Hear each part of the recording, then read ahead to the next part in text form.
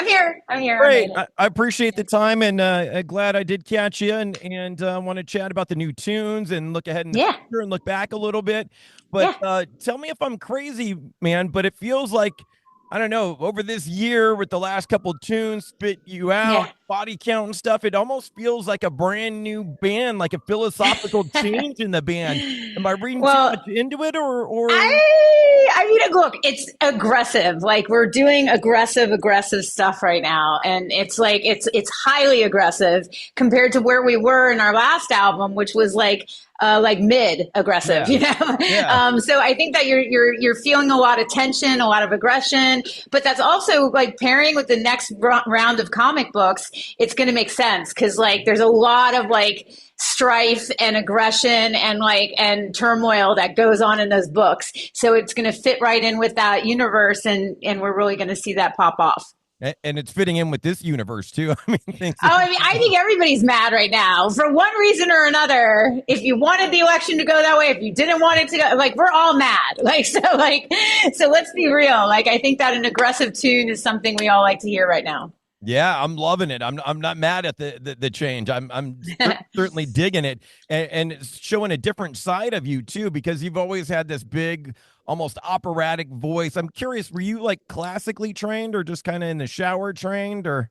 No, I mean, I went through a lot of training with different vocal teachers, and I've always had like a pretty tough vibrato like in my voice, like so and natural vibrato. So I had to scale that back a lot for the new stuff that we're doing, and we were, it's a different side of my voice that I'm Yeah. using, and I actually love it. It's sexy, it's darker, it's more aggressive, like we were saying. So yeah, I like it. It's fun. It's That's fun. that's what I was gonna say. With all the training, you're kind of throwing all those rules out the window and screaming your guts out.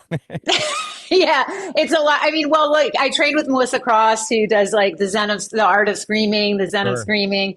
So you probably know her. So she helped me with the screaming back in the day. So like that's always been part of the regiment. But now we're taking instead of doing these like high operatic, like big choruses things. I mean, I just don't think that sounds modern anymore. I think modern is like rappity rap. It's like, like, let's be real. Hip hop is the mainstream culture now. So it's good to like kind of incorporate a little bit of that back into like what we're doing.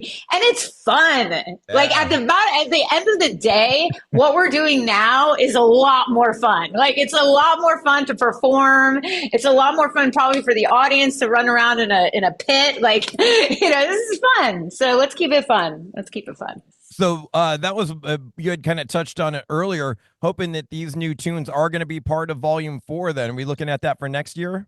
Yeah, we're looking at a new album for next spring and a new tour in the spring and a couple more singles coming out before the album. So lots of new stuff coming out and new books. Yeah. Of course, they got to go Yeah. hand in hand. Yeah. And I'm sure touring plans that you probably can't get into at this point. Yeah, unfortunately, but be on the lookout on our website, on Bands in Town, like anywhere that you go to see our tour schedule. We will be posting stuff. You'll see it on Spotify, all the streaming stuff too. You'll be able to catch those shows and make sure you come out to a show. And last year on the road with Priest and Julian K, and I love Ryan and Amir and the guys. I imagine that was a great tour for you. Oh, those guys are so sweet. Like the sweetest. Like seriously, the nicest set of guys.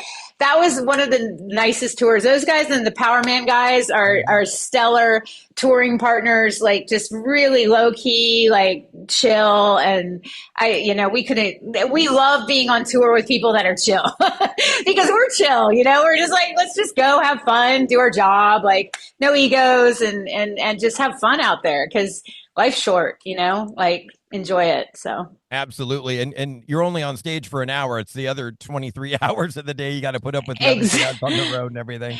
yeah. But it's funny on tour. It's like you don't see them very often because you just get to the venue, then you see them. But everything else is like within your family, within your band. So make sure you like your band members. I love mine; they're my family. So I'm kind of shocked that Ryan and Amir haven't cornered you to start working on some new music with them or anything with their whole production company. Oh yeah, I know.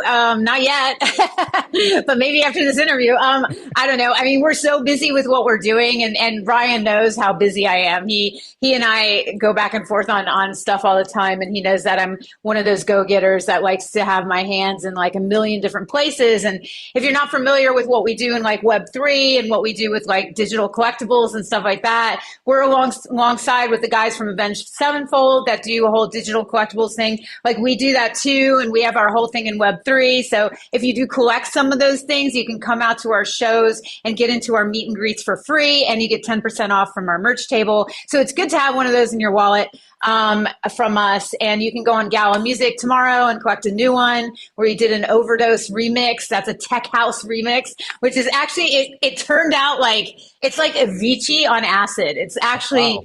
so dope. Like I love it. And so you can collect it tomorrow if you guys are interested in that sort of thing. Well, it's great to learn that there's an NFT movie coming out on Netflix, but only in Europe right now. Is any idea when it'll be here in the States? Yeah, I'm in that movie with Beeple and Snoop Dogg and a lot of people. And I'm not sure when it's going to drop here on Netflix in the States. But if you get a VPN on your computer from Europe, you can just log into Netflix over there and get it. So It goes yeah, way over my head. I'm really hoping. it's so easy. It's so easy. It's so easy. I was really hoping Just for an yeah. NFT doc when I saw that there was one and you were involved. I was like, great, maybe I can finally wrap my head around what the heck an NFT is because I'm still maybe I'm a little too Yeah. old school, still trying to understand it Okay. exactly. Here, I'll break it down for you like in 5 minutes or less. Perfect. Um, digital. It's a digital collectible. That's what it is. Like, take the NFT part. Like, just take that phrase and put it in the trash can. Like, let's call it a digital collectible because that's what it is. So, have you ever collected like Pokemon cards or Magic the Gathering or like baseball cards or like have you ever collected anything? Baseball card. Vinyl. You collected baseball cards. You collected. Okay, take a baseball card, make it digital, and put it on like the blockchain, which is basically like a ledger that a public ledger that everybody can see. And that's your baseball card, but in a digital format. So like that's literally what a digital collectible is. It's like an online version of your favorite collectible. So, Huh. it's kind of like when we took vinyl and the music from vinyl and we made it into an MP4 or MP3, Right. right? Digital music. So digital collectible, same shit. Excuse my language. But like that's the easiest way to explain it. And then you can trade them, you can buy them, trade them, swap them. Some of them have like unlockables like ours where you can like if you have it in you have a digital wallet on your phone and if you have it in the digital wallet, then you can just show it to our merch girl, get into our stuff, get the merch table, free stuff, this, that, the other thing. Like Uh-huh. there's lots of things that you can attach as a musician or an artist to that digital collectible that makes it more valuable.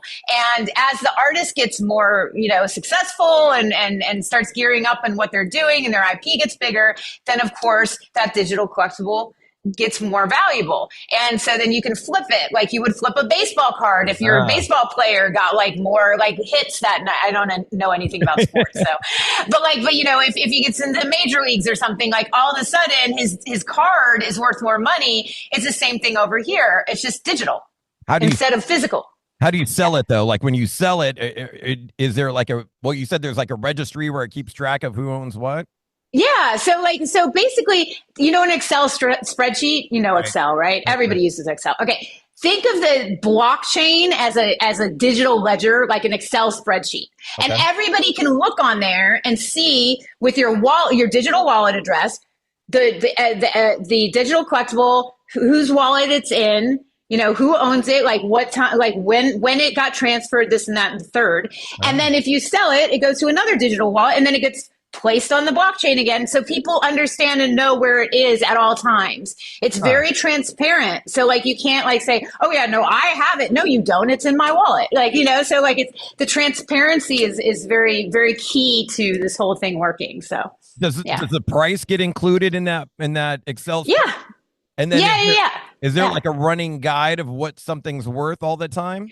Yeah, I mean, what the best places to find those things is like OpenSea is an aggregator. So you want to go to like a site that's like an aggregator for those things. Like if you went, okay, for baseball cards, you would go to a baseball card store, like a shop that would show you all the cards, right? So like an aggregator, a website that's an aggregator is basically that shop, but online. So it's like, so you have OpenSea, you have Magic Eden, you have a couple of different aggregators that show these digital collectibles. So you can go in and you can type in, Emily Lazar September Mourning on OpenSea, and all of my digital collectibles come up. You can type in Emily, September Mourning Gala Music, and like all of our digital collectibles for our songs come up. Like, and it's on the aggregator, and you can purchase them from there if you want to. And then they go into your wallet. So just think of everything you've done in physical digitized. Yeah. So, it's technology, right? It's like what we did with the music business. Everything from physical became digital. Now we're doing the same thing with collectibles. It's this exact same movement, but on a different front. Me being a radio guy, I'm trying to think, like, can I sell like the time I talked on the radio or something that's yeah, I mean, you could literally mint, you could take like one of your shows, for example, as long as you have the permission of the person on it. Say you talking to like Corey from Slipknot, and you have this banter and it's funny, and you can take like clips of that and you can mint it on the blockchain as like a digital collectible, and you can sell it on OpenSea under your name. Like if you want a collectible of Corey from Slipknot on my radio show, you can go and buy it on OpenSea or Magic Eden or like wherever you want to mint it. And you can pick a chain. You can mint it on Ethereum. You can mint it on Solana. Like there's different blockchains that house different things better. Like the Gala chain is more music related for us. The OpenSea has more art with it, had our comic books and stuff like that. Like every single aggregator and chain has like a sort of like template of like what is like popular and on those feeds. So you'd have to find like where like maybe podcasts and radio stuff would be popular or where it's selling, and then you mint it over there and then you sell it. And you put it on your website, you put it on the radio website, you say, hey, if you want to collect this interview or the September Mourning interview, you can go to OpenSea and you can collect this interview. And then the money goes directly to the person who sells it. But if you want to split the wallet, if you want to give, like, if we're selling this interview, we could split the wallet, half between you, between me, boom, boom. And the minute it sells, it goes. There's total transparency. There's no like third party, and then you got to wait to get paid. And like, there's none of that. So it goes directly to your wallet and you get paid. And that's the beauty for the artists, because artists, as we all know, are, it's insufferable because of the third party situation that we have to deal with, because third parties always have their hands in the cookie jar. And we start like this much and it goes down to that much because of all of the freaking third parties coming in and taking. Yeah. And if you're on blockchain, you don't need it because everything's transparent. So you don't need all that. And it's all direct and immediate. Like it's kind of like the banking system. You put $100,000 into the bank, right? If you go to your bank and say, hey, I want to take my $100,000 out of my bank account, they're going to be like, no, you have to wait 5 days. You know why? Because they've repurposed your money to do loans, to do this, to do that. Your money isn't your money when it's in the bank. It's the bank's money. And then when you want it out, they need to get it for you and give it to you. That's third party BS, We don't have that over here in Web3. We have from you to me to this person to this person. There's no bank. There's no third party with the funds. Like we don't need it because it's not necessary. And I think that's the big movement. Like with all of this is like to knock out those third parties.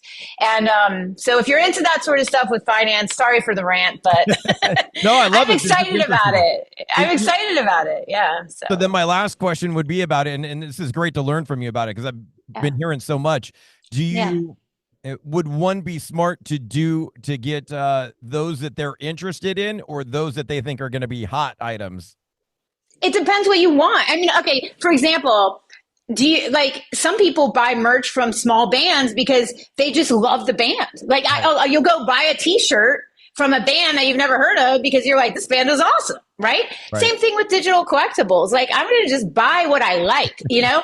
You can also speculate, obviously, if you want to speculate and be like, I think this band, like a lot of people speculated on my NFTs because I was the first female metal musician to mint and sell an NFT online, like on chain, the first ever. So my NFTs are speculative because they're worth it because they're the first. Right. No, because I might not be as big as Slipknot, but Slipknot didn't do what I did. So Right. like over here, I'm bigger than them. You know what I'm saying? Right. So that's a whole different aggregation. So you just have to you have to figure out like what makes those things saleable. Now, then again, if Slipknot came over and dropped an NFT collection, it might do well or it might not, depending how deep they are into Web3 and how much they understand the tech. Because people really don't like to buy things over here based on like Web2 popularity. They like to buy it over here based on people that actually give a crap about the technology because they want to see the technology excel and scale. And that's the biggest thing. And that's the biggest turn on for me about Web3 is that you have these people that are so hungry for the tech to scale. And that is, to me, is like the number one reason I'm here. Because like financial freedom for artists isn't possible in Web2, but it's possible over here because of the tech. So we need to scale the tech.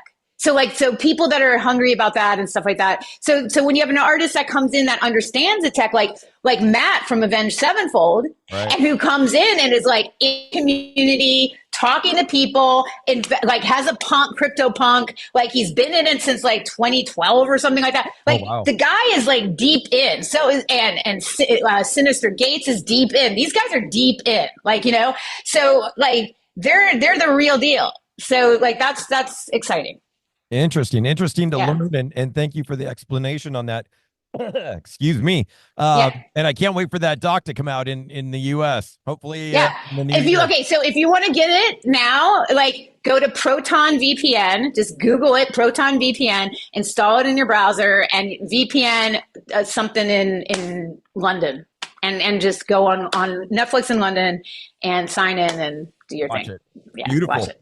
Hey, speaking of pioneers, you toured, I think it was in 23. I don't know about you, but after COVID, my brain's a little foggy and as far as years and whatnot. But Yeah. you were in 23 was with Otep, right? You went out on the road with Otep. Yeah, we did. Speaking of pioneers, I feel like she's a pioneer in the metal world and doesn't get the credit she deserves. Yeah, I mean, Otep, she was around back in the day. She's an OG.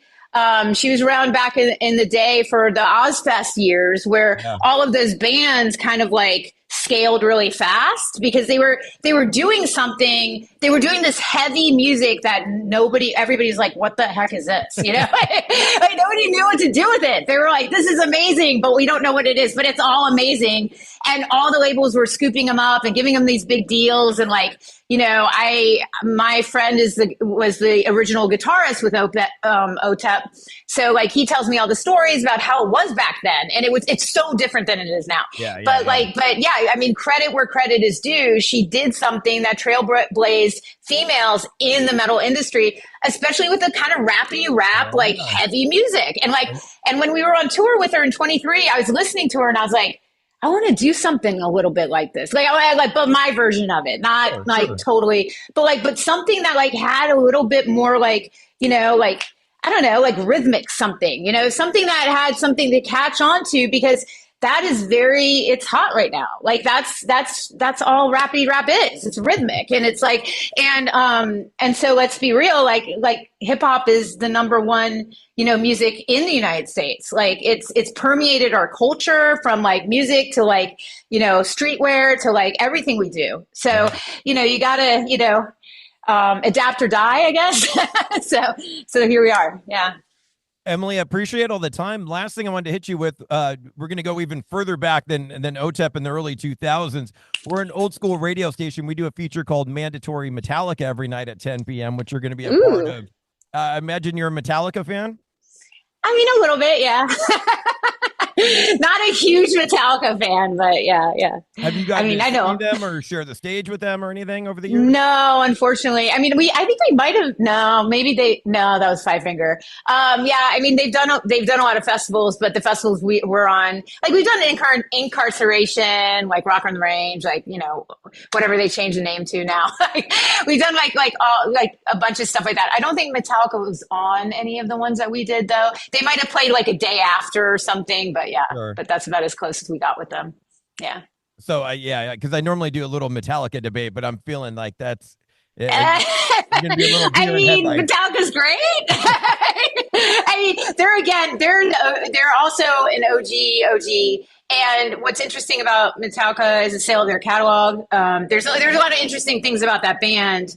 And how they ran their business. I mean, that's an interesting thing to talk about with me because I'm a big fan of how Lars and the dudes like ran their business. Like, I Yeah. think that they did a really solid job of like putting their stamp on what they were. Mhm. And just really milking that the fuck, excuse my language, which is great. Like, I mean, I think that more band people need to be more business-like because like we live in that era that you can't just be a musician anymore. You need to have Right. you need to wear all these hats. You need to be good on social media. You need to be like marketing, this, that, business. Like you need to know like socioeconomic things and what's going on in the world today. And I think the more you do that, the better you're going to be as an artist. So yeah, props to And them. and props to Lars because he was right. I mean, Napster did hurt the music industry. Oh, he knew. And like, that's another thing. Like he knew the digital, well, what he knew is like, yeah, it was going to hurt the music business. But I think that what Lars really meant when he said that is that he knew because of where they were in the music business, they were so big. He knew all of the big people in the music business. He knows how the trickle down economy works. He knows that those people aren't going to want to change the way they distribute music right away because it's going to affect their bottom line and affect their paychecks. So he knew that it would destroy the music business from the inside out because they weren't going to adapt. They were going to die. It's adapt or die. Remember, I told you that. And those people did not adapt fast enough. That's why we're in the crap show that we're in. We are in a flaming dumpster fire because somebody wanted to keep their, 9-figure paycheck that they weren't willing to sacrifice a little bit to like figure out how the business has to like congeal to what's going on. And hats off to like tech guys like Steve Jobs and people like that know like, okay, we're going to have to pull back. We're going to have to push forward. We're going to have to pull back. We're going to like tech guys are so good at that because they get it and they move fast and they break things. But like these giant like moguls of like of record companies, you tend not to do that because they don't want to sacrifice and they're so risk adverse. And these tech guys are so they just run into the ocean with the piranhas. They're like, I don't care. And the music business guys are like, we care. We don't want to get eaten alive. So like, that's the dichotomy, right? And so I don't know which one is better, but like depends on what you're looking at. But like I tend to go more towards the tech side, and I'm like just jump in the ocean, like who cares? Like we're all gonna die someday anyway, so why not now? Like I mean, but I'd rather like move fast and break things than like just sit on the sidelines and watch the world like spin like off into another universe and I'm left behind. And I think that's what Lars was trying to really say when he said all that stuff. But he couldn't say that because he'd probably get shit on because like he is who he is. So he didn't say it. He said it in a nicer way, which alluded to the fact that he was saying, yeah, you guys didn't move. Like you didn't do the right thing and now we're stuck. So, and I'll say it because I don't care. But, I mean, I do care, but like, I think that everybody at this point in the music business knows they fucked up. So like, I think we're there. So, Last thing, just to put a button on it. Can you name a Metallica tune? Is there one we can play for you? Oh God. How about like, God, I mean, any of them, Ride the Lightning. Like, I mean, sure. I don't, yeah, the there we go. Yeah. Let's do that. Let's do that one. Like, but yeah, I mean, I'm a big fan of him business wise. I think he's really, really smart. And I tend to like lean into people like that in the music business because I think they they're the ones that you got to look up to because, you know, that's like I said, you got to adapt or die. You got to look forward. Can't be looking back anymore. We have to look forward and really change. I mean, AI is coming, guys. Yeah. AI is coming, and it's gonna like wipe a lot of us out. So, how do we adapt to that so that we actually still have a platform to remain on, so that we're still like, you know, a marketable aspect of the music business, being an artist, Yeah. being a DJ, being a like whatever, because like at this point they can clone my voice and put me on any song they want to. Right. I mean, I don't know if you saw the Taylor Swift, the Linkin Park thing where some people just don't like the new singer. I love her. I think she's great. But they're taking Chester's voice, cloning it and putting on the new songs. Oh, wow. And like listening to it, like Chester was still there. And it's like, okay, well then why don't you just like put like a hologram of him on stage with them and then call it a day? Like, and that's what's next. I mean, we have pop stars in Japan that are doing that and they're huge. So like, I mean, this is all coming. So it's almost like, let's understand. And now let's like figure out where we fit in all of this, because it's coming no matter what. Like, we cannot stop it. The snowball is down the hill, halfway down the hill, gaining traction, and it's bigger than life. So it's either like, understand you need to move out of the way and catch a ride with it, or get run over by the snowball. Yeah. Those are your options. Hop on the wave or get left behind. Exactly. Like, what can we do to like make this cool and make it like work for us so that we're still a necessity to it? You know, like that's what we need to be asking. Those are the questions I ask. Beautiful. Thank you so much for the time, and hope to see you on the road in LA or OC or somewhere in 2025. Yes, we will be there. Thank you. Thanks. Bye. Bye-bye.